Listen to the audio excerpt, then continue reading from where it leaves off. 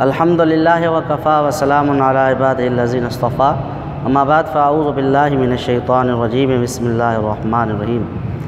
نواسے یا نواسیہ جو ہیں ان کا نانا کی وراثت میں حصہ ہوگا یا نہیں ہوگا، تو یہ بات ذہن نشین کر لیں کہ اگر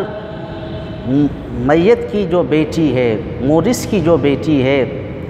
اگر وہ اپنے والد سے پہلے وفات پا جاتی ہے تو اس صورت میں جو اس کی اولاد ہوگی، نواسے اور جو نواسیہ ہوں گے، شرعاً ان کا کوئی حصہ نہیں ہوگا۔ لیکن اگر جو ہیں وہ اپنے والد کے بعد وفات پاتی ہے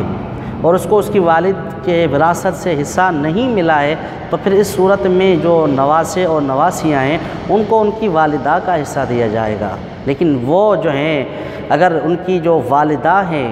وہ اپنے والد سے پہلے وفات پا جاتی ہے تو اس صورت میں نواسوں کا کوئی حصہ نہیں ہوگا۔ وہ اس لیے نہیں ہوگا، اس لیے کہ نواسے اور نواسیہ جو ہیں وہ ذوی الارحام ہیں، تو ذوی الارحام کو وراثت میں سے اس وقت حصہ دیا جائے گا جب تک کہ کوئی ذوی الفروض ورثہ موجود نہ ہوں یا پھر اسباء جو ہیں وہ موجود نہ ہوں۔ تو پھر اس صورت میں ہم کیا کریں گے، جو ہیں اگر وہ موجود ہوں گے تو پھر اس صورت میں ذوی الارحام کو حصہ نہیں ملے گا، اور اگر وہ نہیں موجود ہوں گے تو اس صورت میں ہم کیا کریں گے، ذوی الارحام کو حصہ دیں گے۔ ہاں یہ ایک صورت ہے کہ اگر کسی شخص کا ذوی الفروض ورثہ میں سے بیوی موجود ہیں